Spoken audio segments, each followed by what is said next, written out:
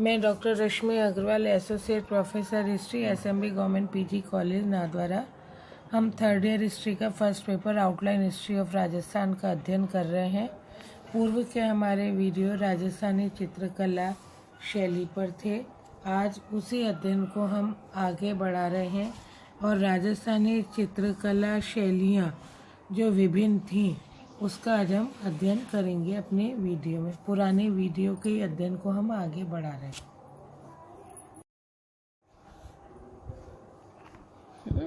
राजस्थानी चित्रकला शैली में मेवाड़ शैली। कला मर्मज्ञ श्री कुमार स्वामी के अनुसार राजस्थानी चित्रकला एक समृद्ध कला का स्वरूप है। ब्राउन महोदय ने राजस्थानी शैली को राजपूताना शैली एवं नाथद्वारा शैली के चित्रों को उदयपुर शैली का बताया है। वर्तमान में राजस्थान शैली के प्रचुर चित्र अनेक स्थानों पर उपलब्ध होने के कारण राजस्थानी स्वतंत्र शैली है। हाल ही में कुंवर संग्राम सिंह ने अपनी शैली संग्रह में उनियारा व अजमेर शैली के चित्र दिए हैं। राज्य में मारवाड़, मेवाड़, किशनगढ़, कोटा, बूंदी, जयपुर, अलवर, बीकानेर व नाथद्वारा शैलियाँ की प्रसिद्ध शैलियाँ हैं।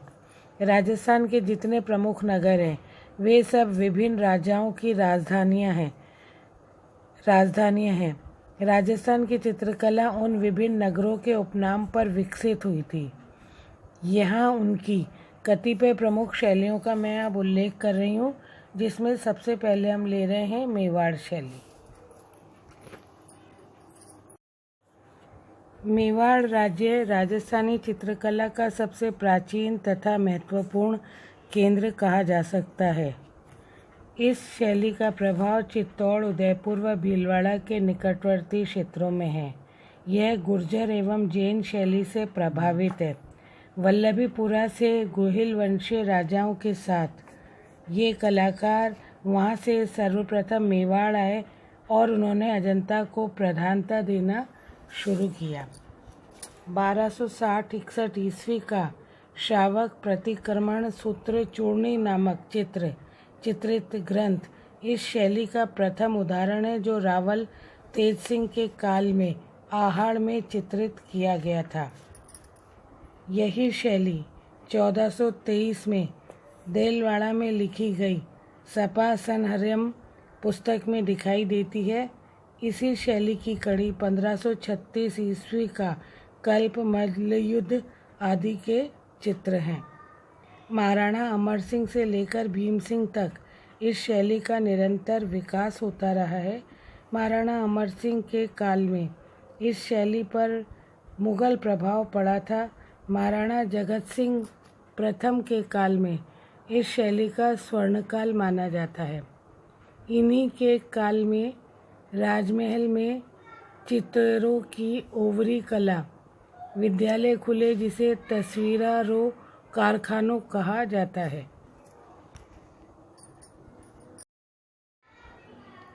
इस शैली में रामायण, गीत गोविंद, महाभारत, रसिक प्रिया, कादम्बरी, पंचतंत्र आदि विषयों पर चित्रण अधिक हुआ है। मेवाड़ शैली का समृद्ध रूप हमें चित्तौड़ के प्राचीन महलों के रंगों तथा फूल की पंखुड़ियों की रेखाओं में दिखाई देता है। इस शैली का एक रागिनी चित्र भी गोपी कृष्ण कानोडिया के संग्रह में है, जो 1605 में चावंड में बनाया गया था। मनोहर, कृपाराम, साहिबदीन व उमरा इस शैली के प्रमुख कलाकार रहे थे। मेवाड़ चित्र शैली के चित्रकार साहिबदीन तथा मनोहर महाराणा जगत सिंह के काल के प्रमुख चित्रकार माने जाते थे। मेवाड़ चित्र शैली के लघु चित्रों का विशाल संग्रह उदयपुर के राजकीय संग्रहालय में संग्रहित है। मेवाड़ चित्र शैली के साहित्यिक ग्रंथों के आधार पर लघु चित्रों का विकास नगण्य था। मेवाड़ चित्र शैली में केशवकृत, रसिक प्रिया तथा गीत गोविंद श्रेष्ठ चित्र स्वीकार किए गए हैं।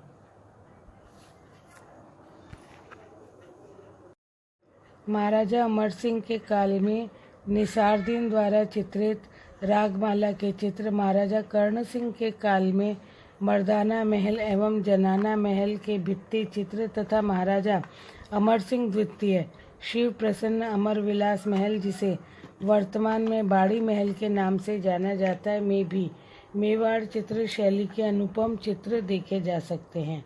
विष्णु शर्मा द्वारा रचित पंचतंत्र में पशु पक्षियों की कहानियों के माध्यम से मानव जीवन के सिद्धांतों को समझाया गया है।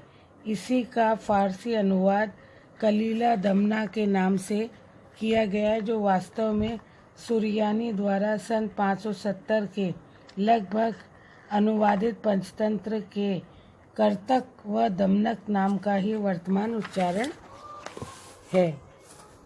कलीला दमना एक रूपात्मक कहानी है जिसमें राजा एवं 2 मंत्रियों कलीला और दमना का उल्लेख है।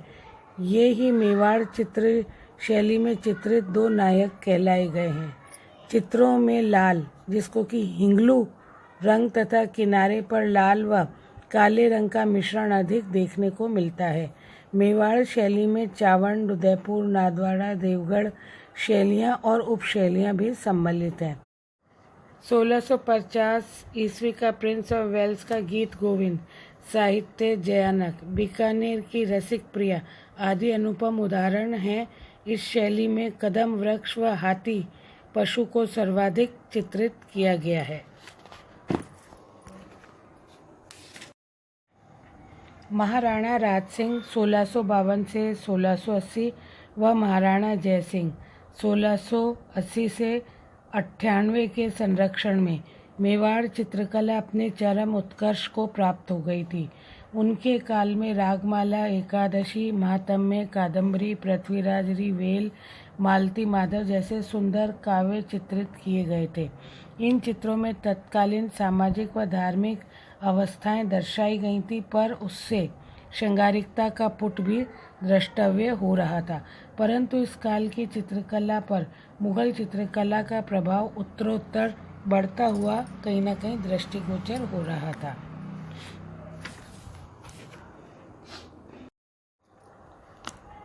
मेवाड़ शैली की आरंभिक कृतियों में दर्शित कलात्मक अभिरुचि उल्लेखनीय है। हालांकि मेवाड़ शैली मुगल चित्र शैली से प्रभावित अवश्य हो रही थी, फिर भी मेवाड़ के चित्रकार अपने समकालीन मुगल शैली की टेक्निक व उच्चता की भली भांति ग्रहण नहीं कर पा रहे थे। इस पर मेवाड़ शैली में निहित फिनिशिंग की बारीक व उनकी सुहावनी दर्शनीय रंग योजना और लैंडस्केप की सज्जा आदि सभी में एक विचित्र सा आकर्षण निहित था। कुछ और भी बातें थी जो मुगल शैली में द्रष्टव्य नहीं थी। उदाहरण के लिए यदि हम मान लें तो मेवाड़ के चित्रों में आम लोगों के चित्र देखने को मिलते हैं, जबकि मुगल चित्रों में अधिकांशतः मुगल सम्राटों व उनकी बेगमों की नाना प्रकार के भाव भंगिमाओं के चित्र ही हमको देखने को मिलते थे। सामान्यतः जनजीवन के चित्रित चित्र अधिक लोकप्रिय हुए थे। इस प्रकार की कला का विकास महाराणा जगत सिंह के शासनकाल में, जो कि 1628 से 52 ईस्वी के मध्य माना जाता था, उस समय हुआ था। इसे मेवाड़ शैली का स्वर्णयुग भी हम कह सकते हैं। इस शैली के चित्रकारों का मुख्य आधार वैष्णव धर्म का प्रतिनिधि ग्रंथ भागवत रहा था। भागवत के अतिरिक्त राधा कृष्ण ललित लीलाओं से संबंधित गीत गोविंद के भी द्रष्टव्य उतारे गए थे। रीतिकाल के नायक नायिकाओं के श्रृंगार चित्र भी मेवाड़ शैली में चित्रित हुए थे।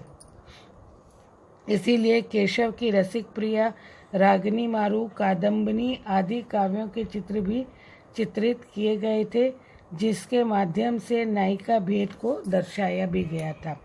यदि हम आगे देखें तो 18वीं सदी के आरंभ में मुगल वैभव के पराभव के साथ मेवाड़ की चित्रकला के विषय में भी परिवर्तन आया था। इस काल के बने हुए चित्रों में नरेश, उनके सामंत अपने दरबारी ठाट बाट में चित्रित किए गए थे।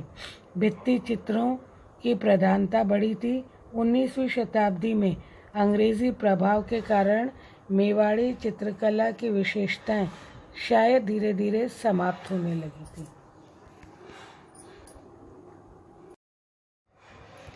अभी तो हमने देखा कि मेवाड़ चित्रकला शैली क्या थी।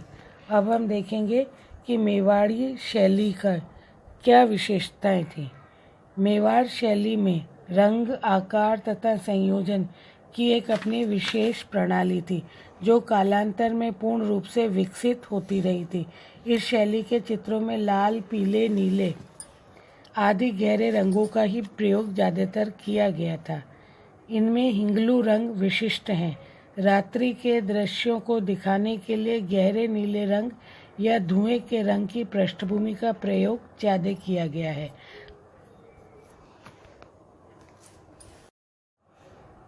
तारों से पूर्ण रात्रि बनाने के लिए इस गहरी पृष्ठभूमि में चित्रकार ने सफ़ेद बूंदियों को लगाया है। कभी कभी तारों के साथ चंद्रमा भी दर्शाया गया है। चित्र के मुख्य व्यक्ति अथवा मुख्य घटना की ओर ध्यान आकर्षित करने के लिए उसे चित्र के माध्यम में तथा गौण घटनाओं को उसके प्राय इधर उधर संयोजित किया गया है, ऐसा चित्र के अंतर्गत दर्शाया जाता है।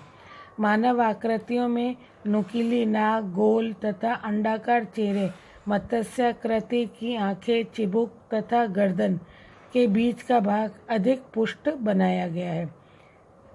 स्त्रियां आकार में कुछ छोटी बनाई जाती हैं। अजंता परंपरा के प्रभाव के कारण हस्त मुद्राएं तथा अंग भंगिमाएं भी अति सुंदर हैं। मेवाड़ चित्रकला की एक प्रमुख विशेषता उसका प्राकृतिक उपमानों से अलंकृत करना भी रहा है। मेवाड़ शैली के चित्रकारों ने अपने चित्रों को और भी अधिक सजीव तथा प्रभावोत्पादक बनाने हेतु उपमानों के रूप में ऊंचे चबूतरे तथा उस पर निर्मित उच्च शिखरों से सुशोभित भवन के रूप में भी उनको दर्शाया है। वल्लभ संप्रदाय के प्रसार के कारण मेवाड़ में नायक व नायिका के रूप में विभिन्न क्रियाएं करते हुए कृष्ण और राधा चित्रकारों की तुलिका की विशेष विषय वस्तु माने गए हैं। चित्रकारों ने श्रृंगार रस के प्रदर्शन में तो अपनी तुलिका का चमत्कार ही दर्शाया है, पर शांत व करुण रस दर्शाने में भी वे कहीं पीछे नहीं लगते। यदि हम उनके चित्रों का अवलोकन करें तो पुरुषों को घेरदार जामा तथा कमर में रंगीन पट्टियों से अलंकृत करके लंबे पटके के रूप में दर्शाए गए। ये एक तरह से वेशभूषा के चित्र हैं। प्रकृति का भी संतुलन चित्रण किया गया है। पक्षियों में चकोर, हंस, मयूर और पशुओं में गज, अश्व, मृग व शेर आदि के चित्र विशेष रूप से चित्रित किए गए हैं।